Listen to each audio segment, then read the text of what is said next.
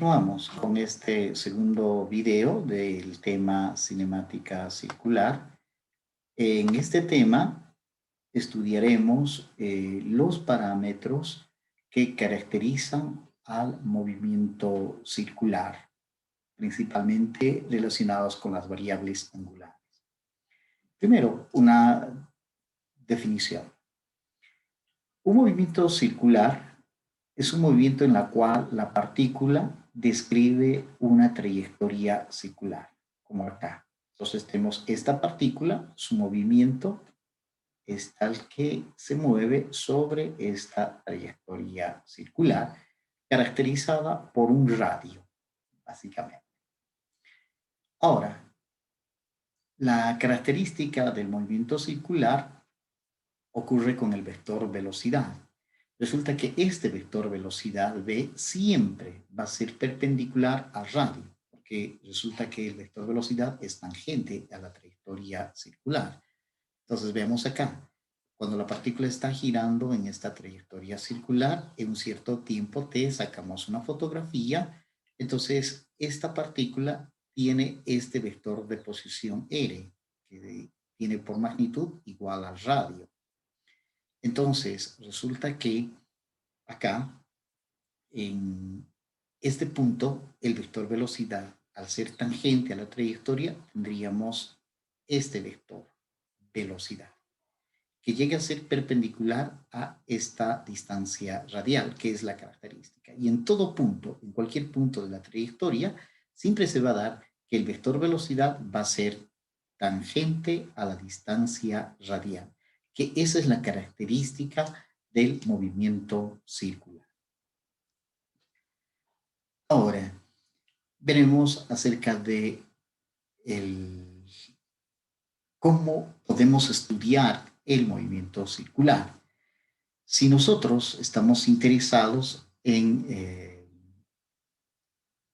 estudiar este movimiento circular y si trabajáramos en el sistema de coordenadas cartesianas, vean que este vector de posición r se puede escribir como x u de x más y u de y. Es decir, este vector de posición tendría dos componentes, una componente x de t y una componente y de t. Pero si nosotros ahora utilizamos un sistema de coordenadas polares, entonces el movimiento de esta partícula va a estar caracterizada por este par de coordenadas r y phi. Pero en este caso, esta coordenada r se mantiene constante porque las distancias de cualquier punto de la trayectoria circular al origen es igual al radio de la trayectoria circular. Por tanto, podemos concluir que en el sistema de coordenadas polares, esta coordenada r se mantiene constante, no cambia. Y la que cambia acá sería la posición angular omega. Entonces, frente a esta situación, vemos que, por ejemplo, este vector de posición r se puede escribir como esta distancia radial r constante por el vector unitario UR. Esto nos permite concluir lo siguiente, que si yo trabajo en un sistema de coordenadas cartesianas en el movimiento circular, tengo dos componentes. Un parámetro está cambiando el x, o sea, en el movimiento circular este parámetro x cambia y este parámetro y cambia y se convierte en un problema bidimensional. Pero si nosotros trabajamos en un sistema de coordenadas polares, esta distancia radial en cualquier punto de la trayectoria se mantiene constante y el único parámetro que cambia en función del tiempo llegaría a ser este ángulo phi.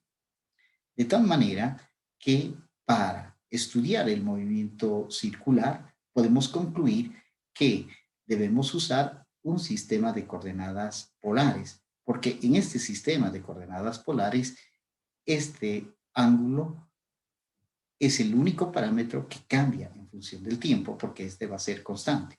En cambio, en el sistema de coordenadas cartesianas, este x cambia con el tiempo y también y cambia con el tiempo, convirtiéndose en un problema bidimensional.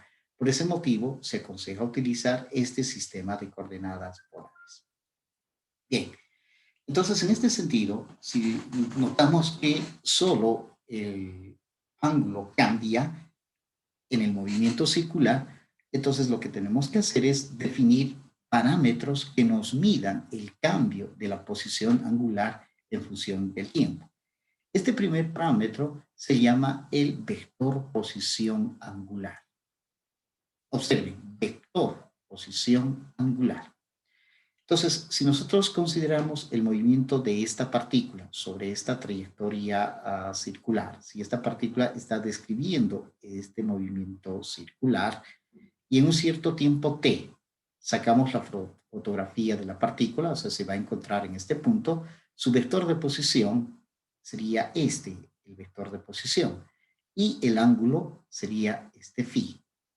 Entonces, siendo esta situación, nosotros podemos definir el vector posición angular phi como la magnitud vectorial que especifica la posición angular de la partícula que describe este movimiento circular, ¿no? Donde esta posición, este vector posición angular, al ser un vector, tiene dos componentes, o sea, tiene dos características, una magnitud y una dirección.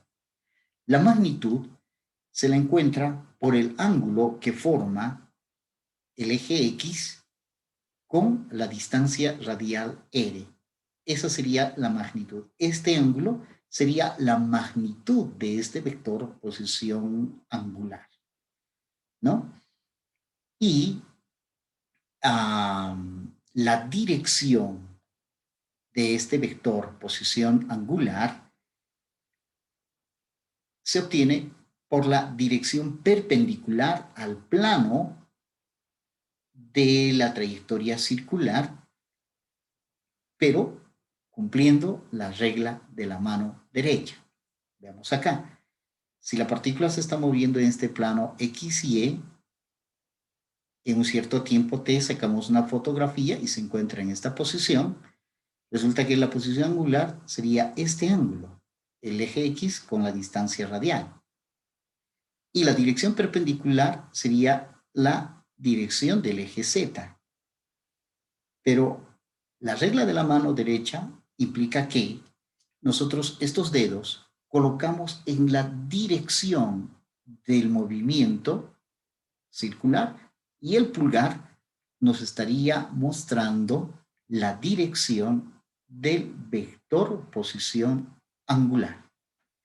En este caso, en particular, los dedos índice medio colocamos en esta dirección porque el movimiento está en esta dirección y el pulgar nos va a mostrar un vector paralelo al eje Z. Entonces colocamos los dedos en esta dirección y el pulgar está hacia arriba.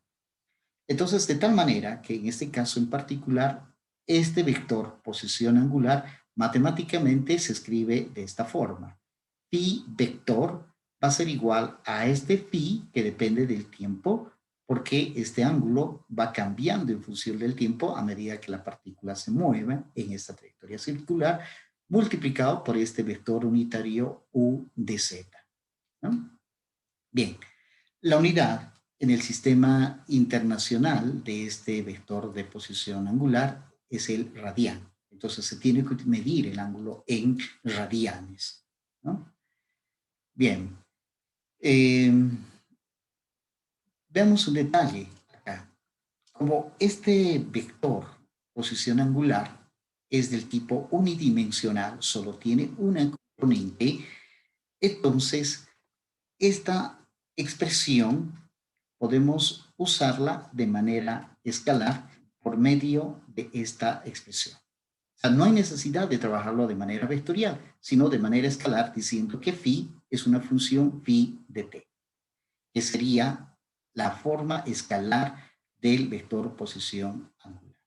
Entonces, este ángulo phi sería este ángulo, el eje X, con esta distancia radial, que podemos manejarlo de manera escalar si en caso es el vector unitario, si el vector es unidimensional. Bien, con esto terminamos este video y en el siguiente te presentaré los otros parámetros como la velocidad angular, y la aceleración angular.